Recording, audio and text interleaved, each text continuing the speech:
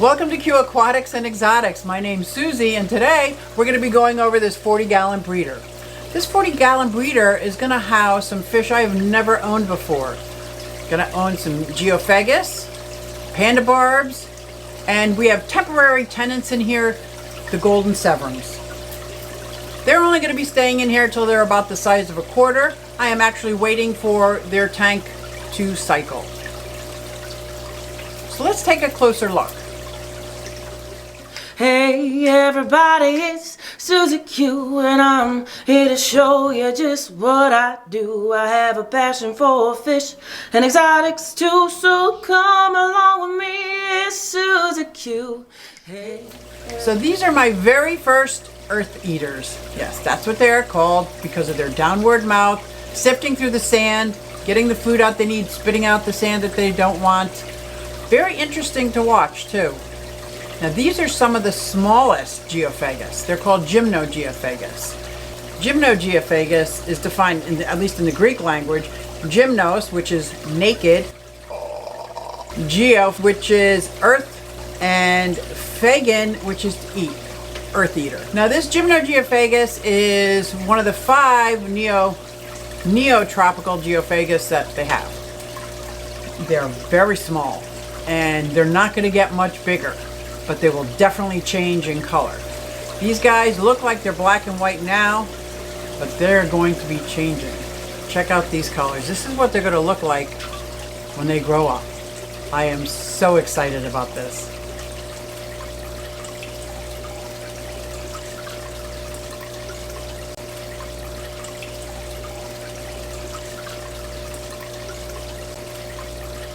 Gymnogeophagus Caaguazuensis, and I know I am slaughtering that name, and it can reach up to 4.5 inches. It's not going to get very big. It's going to stay as a small Geophagus. They are maternal mouth breeding cichlid, and they are from Paraguay.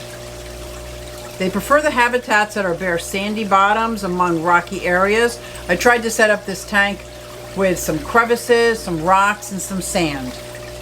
And they like a strong current, so currently this tank has a sponge filter and a Webcam title.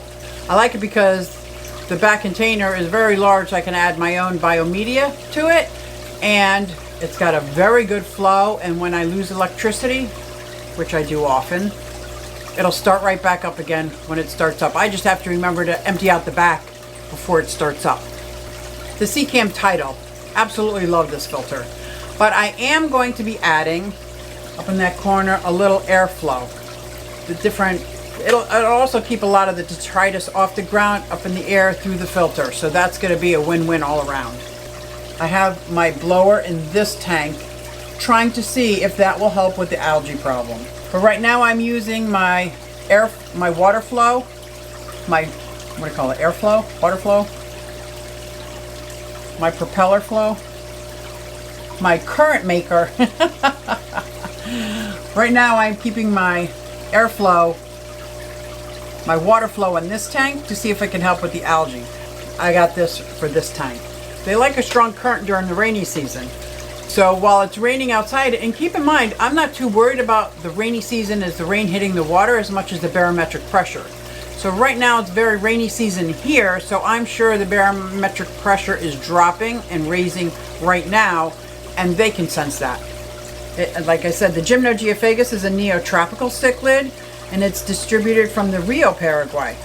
Drainages, also coastal rivers in Uruguay and southern Brazil. This is one of the 5 new species in the Gymnogeophagus, the neotropical Gymnogeophagus. But these are my very first Geophagus, and starting off with the Gymnogeophagus. I don't know if that's good or bad, but I'm very excited because I have never seen these in stores. Well, then again, I don't look for Geophagus in stores. So when I was picking out these Geophagus, which I know they're basically bottom dwellers because they're earth eaters and they're sifting through the sand to get the food, I wanted something else in this tank that was going to be mid to upper levels. So I asked my friend Mark, and he suggested these amazing barbs. This is the black and red panda barb, also known as the haludaria fasciata. They're endemic to southern India. Their common name is the melon barb. They're found in flowing rivers, so the current that I'm going to be adding they will both enjoy it. And they are top level swimmers. And they're going to get between 5 and 6 inches, so they're not going to get much bigger than the Geophagus. I have 2 pair, 2 male and 2 female in here. Not pair as in proven pair. I have 2 male and 2 female. They are very fast and they're kind of pushy.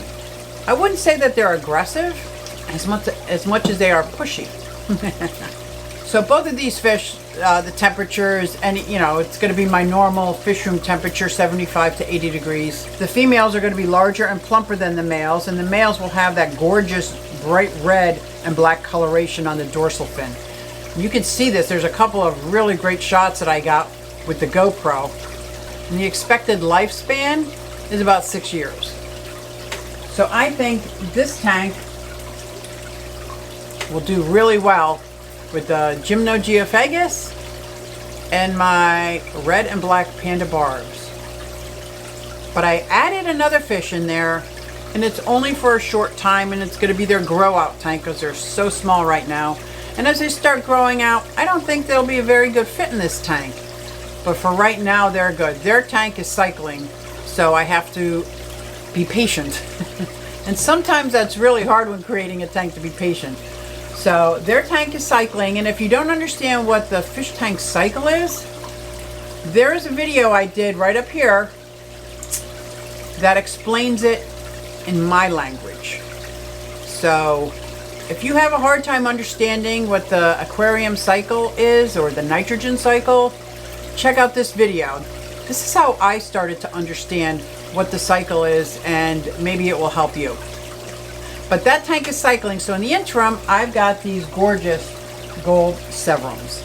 But while they're this age, they will be fine in this tank.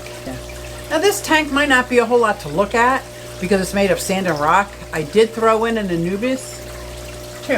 I threw in 2 Anubis, and I do have some pothos growing down out because the roots in this black net is it contains all the roots to keep them secure, so the roots aren't just everywhere, but they are acting as added filtration.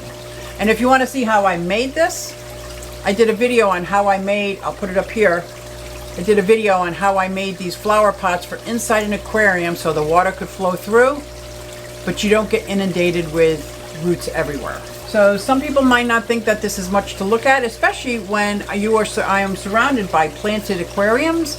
But for these fish, it is perfect. The only thing I still need to add is a higher current.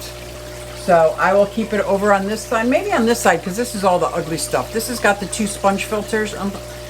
But these, I noticed with these Geophagus, they don't really shoal together. They don't really school together. They don't really mind each other. They're very peaceful. The barbs, they shoal together. And they push people around. They push each other around. But then they tried to push around the Severum, and that didn't work out so well for them. But as the Severums get to be about the size of a quarter, then I'll move them out to their other tank. Hopefully by then it'll be cycled. I already love this tank. And I know it's not the flashiest tank, it's not the most planted tank, hardly at all. But I love the species inside the tank. I like how they interact with themselves and each other. So this is exciting for me. And I hope you enjoyed taking a closer look at this 40-gallon breeder. I might just do a tour of my 40-gallon breeder wall because I have 2, 4, 6, 8, 10 40-gallon breeders against this wall, and I kind of like the footprint, but I like the 90-gallon footprint much better. Is it time for an upgrade? We'll see about that.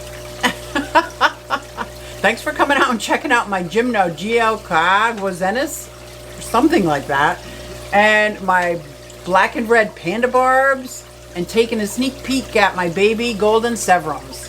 Thanks guys, and I'll see you next time. Hey everybody, it's SuzyQue, and I'm here to show you just what I do. I have a passion for fish and exotics too, so come along with me, it's SuzyQue. Hey everybody, it's SuzyQue, and I'm here to show you just what I do. I got a passion for fish and exotics too, so come along with me, it's SuzyQue. Hey everybody, it's SuzyQue, and I'm here to show you just what I do. I have a passion for fish and exotics too, so come along with me, it's SuzyQue. Hey everybody, it's SuzyQue. Hey everybody, it's SuzyQue. Nah, hey everybody, it's SuzyQue, so come along with